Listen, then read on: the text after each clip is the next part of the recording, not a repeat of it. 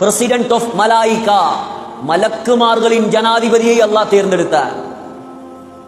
அல்லாஹ் சொல்றான், இன்னஹு லகவுலு ரசூலின் கரீம். மலக்குமாருடைய ஜனாதிபதி இருக்கிறாரே, அவர் எப்படியான ஆள் தெரியுமா? சங்கையான தூதர் அவர்.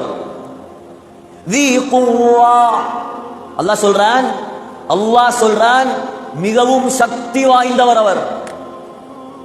எவ்வளவு பெரிய சக்தி தெரியுமா?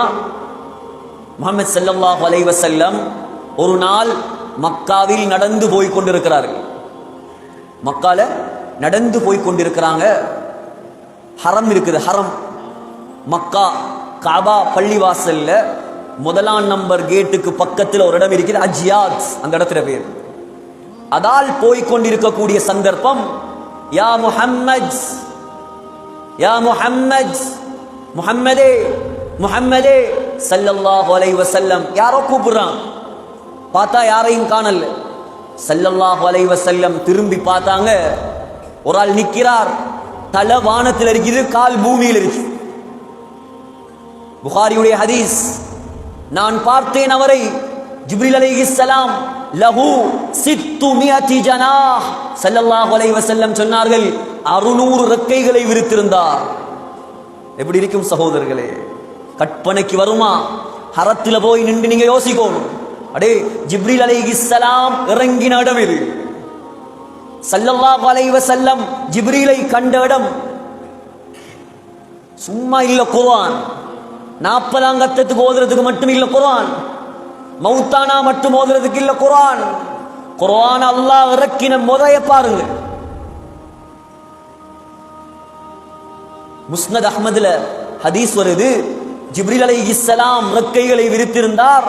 யுன்தஸரு மின் ரீஷிஹி அத்-துர்ரு வல் யாகூத்.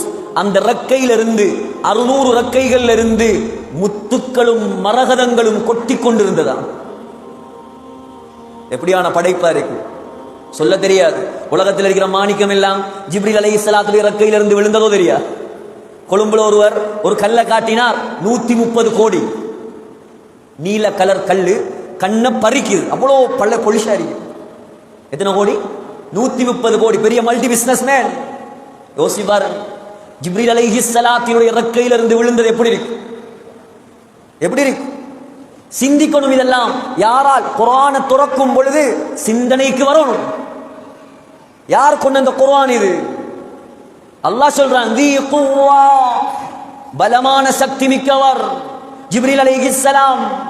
சகோதரர்களே, லூத் அலைஹிஸ்ஸலாத்துடைய கூட்டம் உலகத்தில் அல்லாஹ்க்கு மாற்றம் செஞ்சாங்க, எல்லாருக்கும் தெரியும். அல்லாஹு தஆலா ஜிப்ரீல் அலைஹிஸ்ஸலாத்தை அனுப்பினான். லூத் அலைஹிஸ்ஸலாத்தையும் லூத் அலைஹிஸ்ஸலாத்துடைய பிள்ளைகளையும் ஊரை விட்டு, நாட்டை விட்டு வெளியாக சொல்லுங்க. ஃபஅஸ்ரி பிஅஹ்லிக பிகித்இம் மினல் லைல். ஜிப்ரீல் அலைஹிஸ்ஸலாம் வந்து சொன்னாங்க, ஜிப்ரீல், லூத்தே அலைஹிஸ்ஸலாம், அவங்களோட பிள்ளைகளை, குடும்பத்தை கூட்டிக் கொண்டு எல்லாரும் நாட்டை விட்டு வெளியே போங்க. அல்லாஹ் இந்த ஊரை அழிக்க போறான். அழிக்கிறதுக்கு யார் அனுப்பின? ஜிப்ரீல் அலைஹிஸ்ஸலாத்தை அனுப்பி இருக்கிறான். சொன்னார் ஜிப்ரீல் அலைஹிஸ்ஸலாம், கூட வந்த மலக்கும், வலா யல்தஃபித் அஹதுன், யாரும் திரும்பி பார்க்க கூடாது, திரும்பி பார்க்காம பெய்திருங்கடா. லூத் அலைஹிஸ்ஸலாம் அந்த நாட்டிலிருந்து பலஸ்தீனுக்கு போறாங்க. அல்லாஹ் அனுப்பின ஊரது பலஸ்தீன். பலஸ்தீனுக்கு போறாங்க.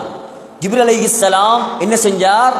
தன் ரெக்கையை ஒன்று விரிச்சார். அப்படி ரெக்கைய விரிச்சு லூத் அலைஹிஸ்ஸலாத்துடைய அந்த நாட்டை அப்படியே கலட்டினார். ரெக்கையார், ரெக்கையோட ஓரம் இருக்குது, அந்த ஓரத்தால் அப்படியே கலட்டினார். கலட்டி அப்படியே தூக்கினார்.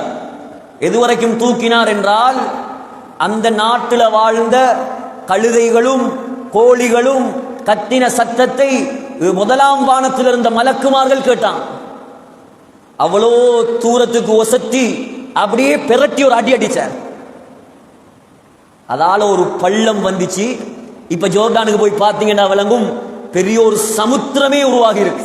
அந்த கடலுக்கு பேர் டெட் சி, மரணக்கடல், பஹ்ருல் மைத். அந்த கடல்ல, அந்த சமுத்திரத்துல ஒரு பூச்சி புழு கூட கிடையாது. ஏன்? அல்லாஹ் சபிச்ச ஊர். யார் அழிச்ச ஊர்?